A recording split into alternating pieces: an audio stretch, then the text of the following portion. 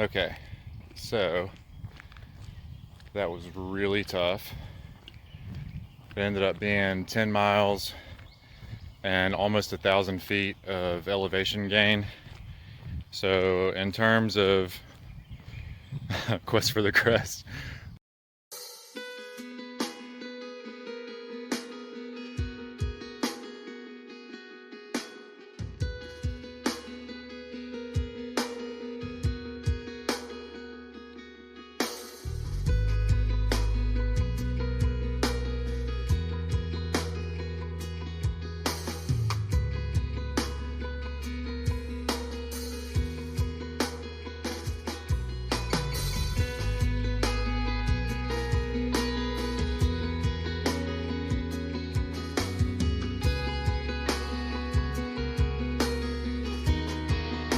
alright y'all, this is where the split that I was talking about.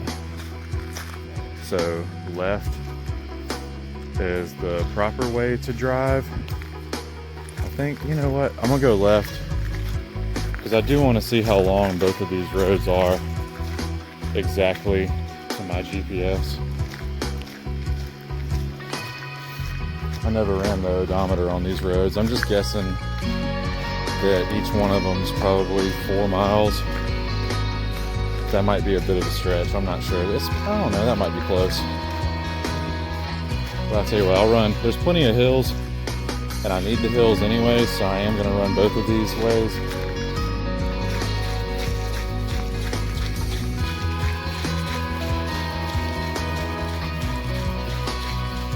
Alright, so as y'all can see, these roads really aren't that bad.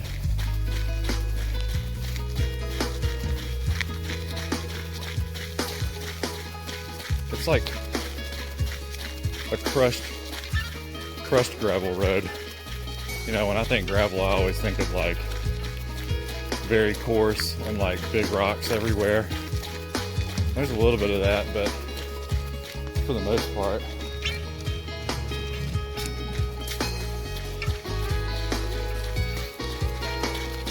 it's really not all that bad.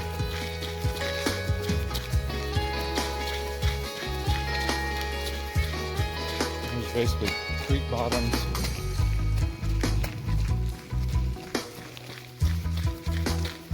Creek bottoms and hillsides everywhere.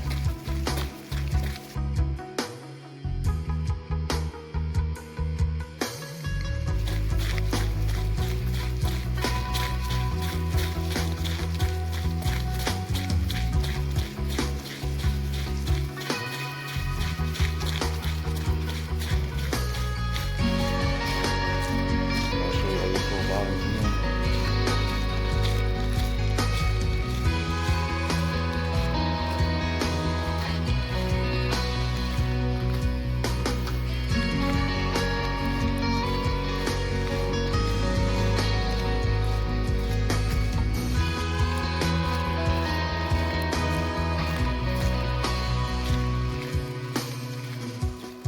Alright, I'm gonna keep climbing. Gotta get back to running. Peace out. Y'all, I just went up a really steep hill. At least for around here, I would consider it really steep. But it was a lot longer of a climb than I thought it was gonna be too. It ended up being, I would say, well over 300 or 350 feet of gain, maybe 400. I don't know that there is anything bigger than 400 around here. If y'all know of anything, let me know. But that could have been, I don't know. I'm excited to see what that will look like on Strava, because that is one of the tallest climbs that we have. It didn't look like much in the very beginning. I was like, oh, it's just a little tiny creek bottom. And I came up the other side a short ways and went around a bend, and I thought that was it. I was done for that climb. And when I came around the bend, it just kept going and going and going and going. All right, so I'm back at the split. So section 1 is done. This, well, where the camera's facing right now is where I started in the very beginning. And then I ran all the way down and up this road and then came back to the intersection. And now I'm about to go down this way. All right. Yep, so this is my Quest for the Crest training route, or one of my few training routes that's right around the corner from the house. Trying to get ready for what is known as the hardest 50K east of the Mississippi River.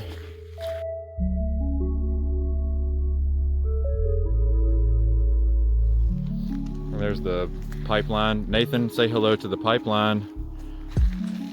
I've crossed the power line a couple of times too, not just the pipeline. So it's all kind of in that same vicinity of, like if you were gonna train for the Barkleys or the Barkley Fall Classic, you would want to come out here and run every possible legal bit of, you know, public land, road, power line, pipeline, whatever you possibly could. I know the power lines like SCE&G or Dominion or whoever you want to call them now, they have the right of way to every single bit of the power line, but it's still on public land for the most part. You have to know where the property borders are. You might only be able to go, you know, half a mile or 3/4 of a mile down the power line in one direction before all of a sudden on both sides of the power line it might be private property. Well, then you're screwed. So you do have to know, you know, you have to go look at the property borders online and make sure, just like out here too, you know, once I get down to the bottom of this hill, if you go all the way down to the bottom of this as far as you can possibly go where the road dead ends, the second you step into the woods right there off that dead end road, it's private property everywhere around you. Even though right now I'm completely surrounded by this wildlife management area. So South Carolina DNR and the U.S. National Forest Service.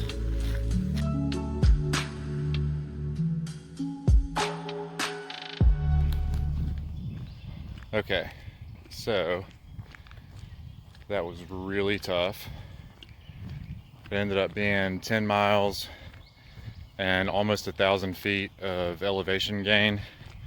So in terms of Quest for the Crest, that pretty much means that I've got another 10,000 or 10 more. Yeah, another 10 more. Sorry, I literally just stopped running, so I'm a little bit out of it at the moment. But yeah, so 1,000 feet of vert, 1,000 feet of vert in 10 miles, and it might not seem like a lot, but for around here, 1,000, over 1,000 is pretty damn good. I'm gonna have to do way better regardless. I'm gonna have to pull, man, there's gonna be several runs between now and May that I'm gonna have to pull at least 4,000 or 5,000 feet of vert, just in like hill repeats, and that's it. Like I'll just be doing repeat after repeat, trying to get 4,000 or 5,000 feet in. But anyways, this was a good starter. I've got like, what, almost 90 days until Quest for the Crest. So the training has already started, but we're at the kind of the beginning stage of it all. So it's fun. It's just kind of sort of taking it easy, but also kind of very slowly ramping it up. Just a tiny bit harder at a time. And I would say the first 4 or 5 miles were in the rain, so I'm soaked, but everything held up good. I got a Patagonia Houdini on, my slope runner vest. I got my Merrill trail shoes and my Pro Compression socks. It was like maybe 55 or 56 degrees outside the entire time I was running. So it wasn't freezing cold. I never got cold one time. But anyway, I'll definitely be making more of these videos. especially the harder and harder that they get. You know, this one was almost more just about like time on my feet, and that's pretty much it. That's all it was. Time on your feet, time on your feet. Don't worry about how fast or slow you're going. Just try to get as much vert in as possible, and just don't stop moving. Like, even if you do have to walk, because it's in the beginning of your training cycle and you just have to walk from time to time, do not stop. You want to constantly be moving. But anyways, all right, so I'm almost back home, and I'm gonna go ahead and end this video, and I got to get to editing and hanging out with my baby and my babe. All right, peace out, y'all.